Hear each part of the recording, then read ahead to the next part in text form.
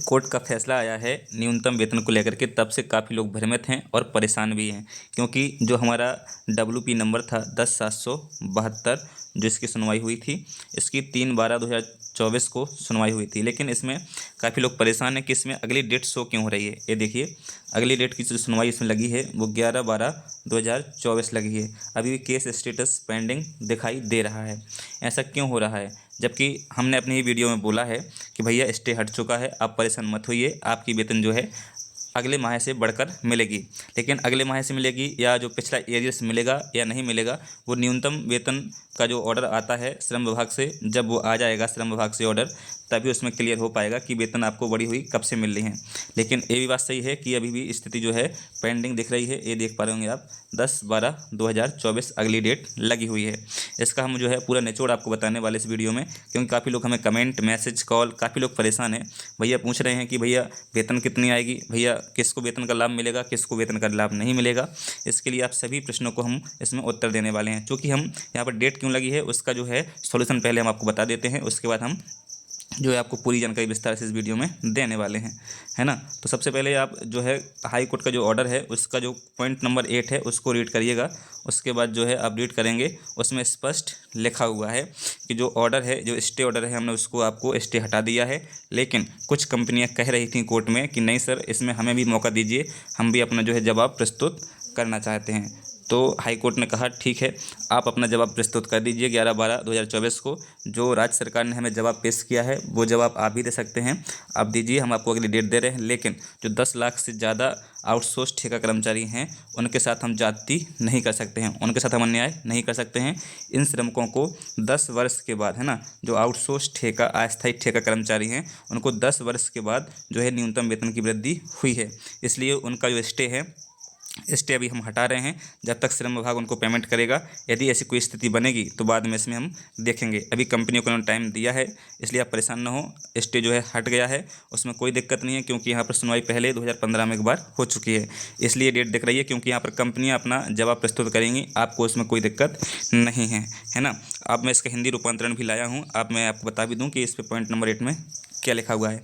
देखिए, अतः दिनांक 8/5 यहाँ पर देखिए आप, पश्चात वेतन संशोधन का लाभ मिल रहा है, इन्हें इन याचिकाओं के लंबित रहने के दौरान उनके वैधानिक अधिकार से वंचित नहीं किया जा सकता है। स्पष्ट लिखा है पॉइंट नंबर 8 में, है ना। वैधानिक अधिकार जो आउटसोर्स ठेका अस्थायी दैनिक वेतनभोगी कर्मचारियों के अधिकार हैं, जो 10 वर्ष से उनके साथ अन्याय हो रहा है, वो हम अन्याय नहीं कर सकते, ऐसा जज ने कहा, है ना, जो जज महोदय थे। इसलिए हम अंतरिम आदेश जारी रखने योग्य नहीं है। जो आदेश है वो अंतरिम, जो स्टे है उसको हम नहीं रख सकते, इसलिए स्टे को हम हटाते हैं।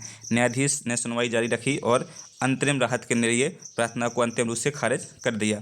जो स्टे था, जो कंपनियों के वकील थे, उन्होंने निवेदन किया था आदरणीय जज से कि स्टे बरकरार रखिए, जो स्टे मत हटाइए। लेकिन जज ने कहा नहीं, जो आउटसोर्स ठेका कर्मचारी 10 वर्ष से प्रताड़ित हैं, हम उनके साथ जाति नहीं कर सकते हैं, इनका वैधानिक अधिकार का हनन हो रहा है, इसलिए हम स्टे हटा रहे हैं। आपकी हम सुनवाई करेंगे, आप हमें 11/12 को अपना प्रूफ दीजिए, उसके बाद हम सुनवाई लगातार करते रहेंगे। लेकिन जब तक हमारे आउटसोर्स अस्थायी ठेका कर्मचारियों को हम जो है जाति नहीं करेंगे, उनका वेतन नहीं रोकेंगे, और स्टे खारिज कर दिया गया। ये हो गया आपका जो डेट हो रही है उसका जवाब, है ना। तो आप परेशान ना हो, आपकी वेतन जो है बड़ी हुई मिलेगी। लेकिन दूसरा क्वेश्चन ये है कि भाई वेतन कब से मिलने वाली है, वेतन कितना और कब से किसको मिलेगा। ये क्वेश्चन बहुत हो रहा है, कमेंट बॉक्स में, कॉल में, मैसेज में सभी लोग कर रहे हैं। और ये लोग, कुछ ये लोग ये भी पूछ रहे हैं कि भैया अकुशल कर्मचारी में कौन कौन आता है, अर्ध कुशल में कौन कौन आता है, कुशल में को आता है, और उच्च कुशल में कौन कर्मचारी आते हैं। ये कमेंट भी बहुत सारे हो रहे हैं। तो सबसे पहले तो इसी का जवाब दे देते हैं कि भैया आपका जो लेटर आपको मिला था ज्वाइनिंग डेट के समय, उसमें लिखा हुआ कि आप किस कैटेगरी के अंतर्गत आते हैं। यदि आपको नहीं पता है तो आप अपनी जो जिस कंपनी या जिस एजेंसी के थ्रू काम कर रहे हैं उसमें संपर्क कर लीजिए, आपको पता चल जाएगा कि आप किस कैटेगरी में काम कर रहे हैं, है ना। या फिर भी आपकी कंपनी नहीं बताती है तो श्रम विभाग का जो ऑर्डर आता है न्यूनतम वेतन रिवाइज का, आप उसमें जाके देख सकते हैं कि आपकी कैटेगरी क्या है ना। काफ़ी लोग कमेंट कर रहे हैं, हमें इस पूछ रहे हैं, और जो है कमेंट भी हम लाए हैं कुछ लोगों के, आपको हम दिखा देते हैं वो कमेंट क्या हैं। काफ़ी लोग कमेंट कर रहे हैं, भैया कंप्यूटर ऑपरेटर किस श्रेणी में आता है, कुशल या अर्धकुशल। ये देखिए यहाँ पर कमेंट कर रहे हैं हमारे साथी। तो भैया मैं आप सभी से कह देता हूँ, बता देता हूँ कि आप कंपनी या फिर जो है जो श्रम विभाग इंदौर का जो नोटिफिकेशन आता है उसमें आप देख सकते हैं आप किस कैटेगरी में आते हैं। हमारा वेतन पिछले वेतन के समान ही जो है दिया गया है। ये भाई का क्वेश्चन है कि हमारा वेतन पिछले वेतन के समान ही दिया गया है, बढ़ाकर नहीं दिया गया है। तो मैं आपको बता दूं भाई, जब तक इंदौर श्रम कार्यालय का आदेश नहीं आएगा तब तक आपकी वेतन नहीं बढ़ेगी। जब श्रम कार्यालय का ऑर्डर आ जाएगा उसके बाद ही आपकी जो वेतन वृद्धि होगी। अब श्रम कार्यालय क्या उस आदेश में लिखते हैं, या 1 जनवरी से लिखते हैं या एरियर्स के साथ 1 जनवरी से पेमेंट कराते हैं, वो श्रम कार्यालय के ऊपर निर्भर करता है। चलिए और क्वेश्चन देख लेते हैं जो बहुत सारे इसमें क्वेश्चन आए हैं। यहाँ पर देखिए एक भाई लिख रहे हैं, जो सरकारी शासकीय विभागों के नियमित चतुर्थ श्रेणियों के कर्मचारियों के मूल वेतन एवं महंगाई भत्ता के समान बराबर हों, सभी विभिन्न अस्थायी कर्मचारियों श्रमिकों को भी वेतन एवं महंगाई भत्ता वर्ष 2025 में होने वाले वेतन भत्ते के निर्धारण में निर्धारित किया जाना चाहिए, या समान कार्य समान वेतन मिलना चाहिए। तो यहाँ पर एक भाई ने समान कार्य समान वेतन की मांग भी उठाई है।